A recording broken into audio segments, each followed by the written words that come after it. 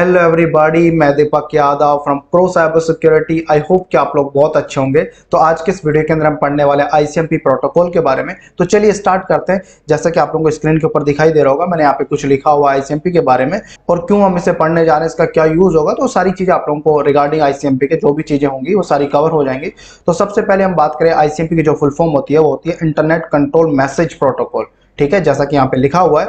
और अब हम बात करते हैं कि आईसीएमपी का जो यूज होता है, जैसे मान लो एक सिस्टम मैंने ये माना और एक सिस्टम ये माना, तो एक सिस्टम से आप दूसरे सिस्टम के ऊपर कनेक्शन वेरीफाई करने जा रहे हो, मतलब कनेक्शन चेक करना चाहते हो। जैसे मान लो ये पीसी है एक और एक पीसी है, तो इन दोनों पीसीज के बीच में आप कनेक्शन वेरीफाई करने जा रहे हो। तो आपका कनेक्शन जो स्टेब्लिश करवाता है, मतलब कनेक्शन वेरीफाई करने का जो प्रोसेस होता है वो किसके थ्रू होता है?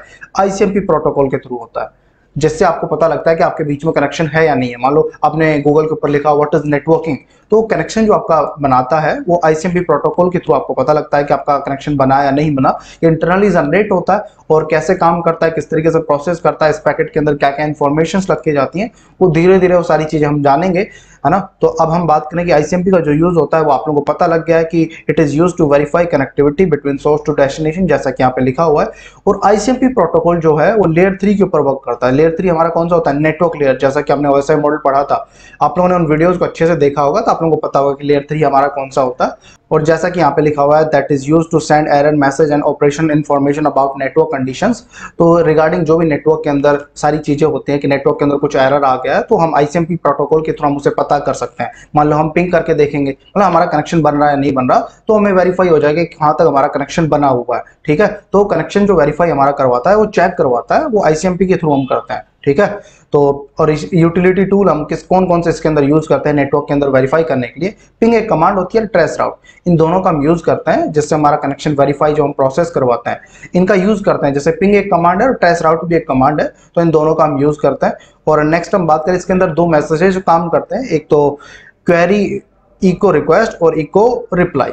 तो ये दो मैसेजेस काम करते हैं। जैसे मान लो कि मैंने 10.1 से 10.2 के ऊपर पिंग किया, तो फर्स्ट टाइम जो मेरा मैसेज लेके जा रहा है, मतलब कनेक्शन रिक्वेस्ट जो मेरी लेके जा रहा है, तो उसे हम इको रिक्वेस्ट पैकेट बोलते हैं। ठीक है, और रिप्लाई उसी पैकेट का जो रिप्लाई हमें मिल रहा है, तो उसे इको रिप्लाई पैकेट बोलते हैं।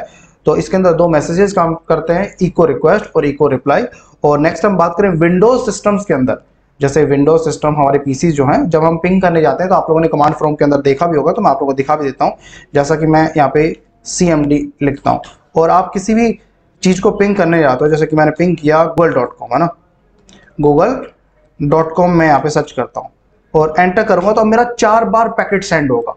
हर 5 सेकंड के अंदर एक नया पैकेट जनरेट होता है। तो आप लोग यहाँ पे देख सकते हैं 4 बार पैकेट मेरा जनरेट हुआ।